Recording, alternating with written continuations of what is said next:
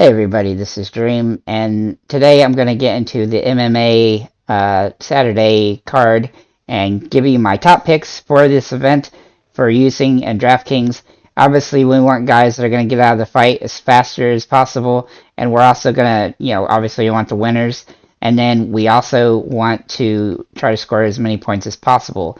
And so in order to do that, you're going to have to pick some guys that are above the $300 range, and you're gonna have to pick a few people below.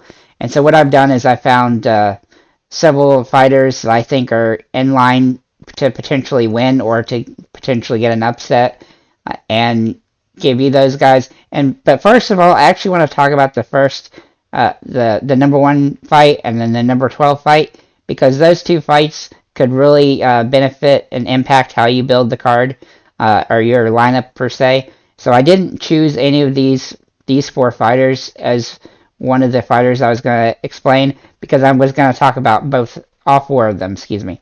So I wanted to talk about all 4 of them and give you my insight on why I think that these particular fighters, will win or lose. Okay, so in the fight number 1, which is GANE versus TUIVASA, this fight is actually closer than Vegas, I think, even says, because it shows Vegas is around 80% to 20% gain over to TUIVASA. But I looked through a lot of their stats and data and stuff like that, and I felt like that TUIVASA has always been outperforming his fights, and then GANE has not really been outperforming at all. In fact, his results really don't ever meet the expectations on DraftKings for each fight, even when he wins. And so that seems like that's kind of with TUIVASA being super inexpensive, he could be somebody that you might choose to throw into your lineup, just because if he can actually pull off the victory.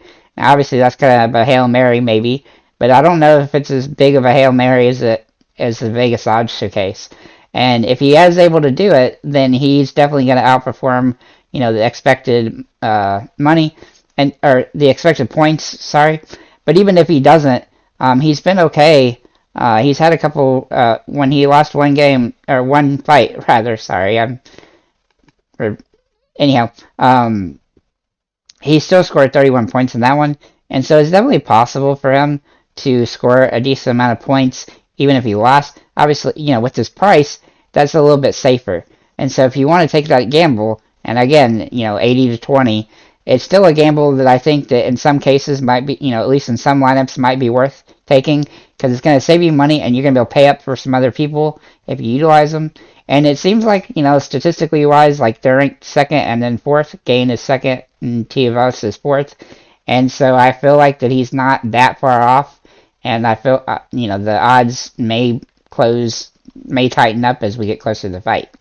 As for the number 12 fight, which is actually the only female fight on the card, we have Edgar versus Perez. And now, Perez has not fought in UFC, but she is ranked the 3rd best in the Latin rankings. And then, of course, Edgar is ranked 16th in the world. Now, when I looked at their fights, I felt like that Perez has actually a bigger chance. She actually has a pretty high chance.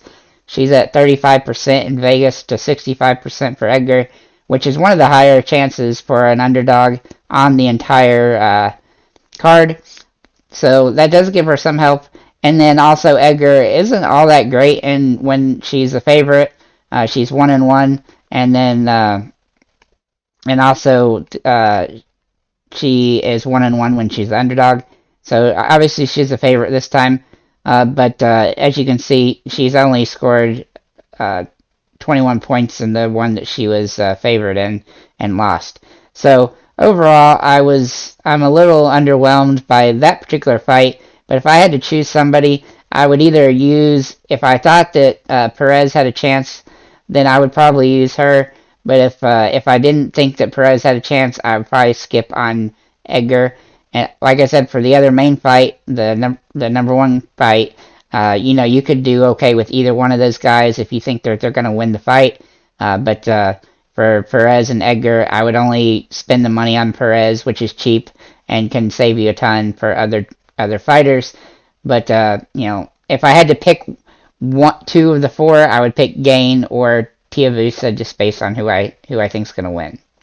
So with that said, now I'm going to give you four more fighters that are above the $8,300 line and give you my thoughts on those four fighters, and then I'll give you four fighters below that line.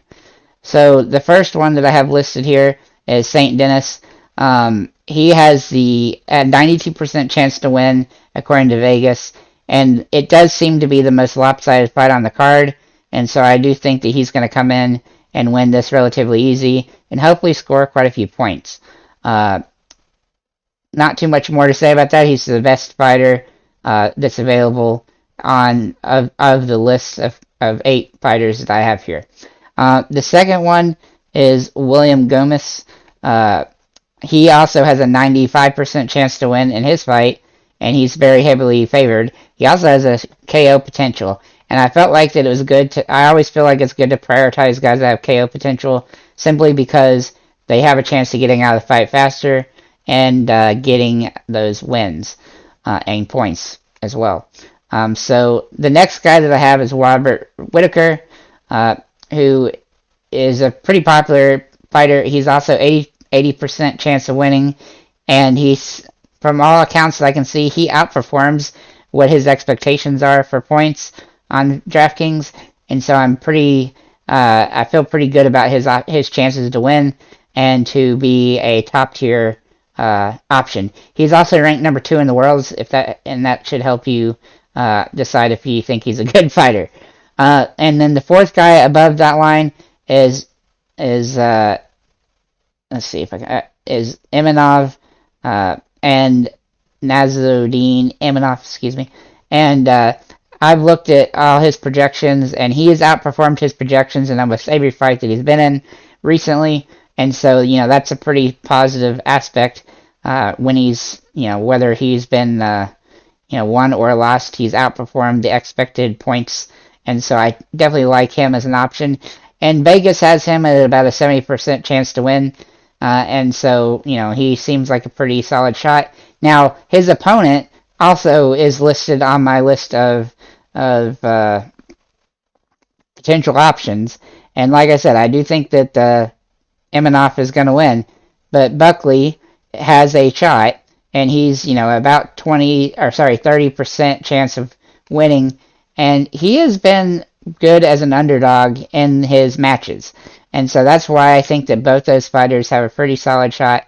Now, obviously, Buckley is ranked 24th in the world to Imanov being 12, but I think maybe it'll be a little bit closer. So if you really want to take a shot, and he's only $7,200, Buckley is a guy that you could try to throw in there to win a GPP, because if he does pull off the upset, then that will pay off for you in order to get some better guys in your lineup. And then another guy that I like quite a bit is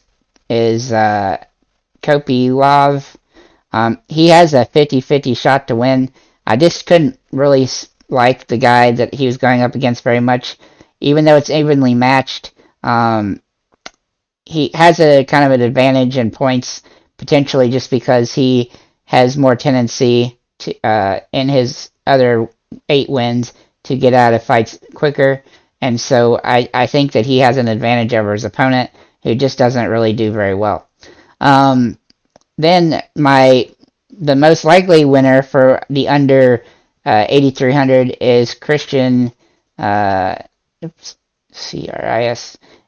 Quinonaz. Sorry for butchering his name. This is his first UFC event, but he's also favored to win against a really underprepared for. I don't know. He's just really favored. Sorry about that. I'm getting a little tongue-tied. He's really favored, and his opponent is a big underperformer. That's what I was trying to say. Sorry, I get a little dyslexic. Anyhow, I really like him as an option at $7,900. He definitely saves you some money, so you can pay up for some other guys. And so I definitely think he's somebody that you probably need to put in your lineup, and hopefully he can do well. He is ranked number 2 in Mexico. And then my final fighter to talk to you about is John Makdessi, excuse me. And the reason why he only is a 18% chance to win, and he's ranked 43rd in the world, but he has really outperformed most of the expectations of his price point when it comes to DraftKings, points and stuff. And so I think that if you feel like that he's a fighter that can pull off an upset, then he's somebody you might want to roster because he's only $7,500 and he can give you an opportunity to roster some better fighters. So that's pretty much what I have for this UFC card. If you have any comments or questions, or if you agree or disagree with any of the ideas that I've come across here, feel free to leave them in the comments below. Let me know who you think is going to win some of these fights, and have a nice day, guys.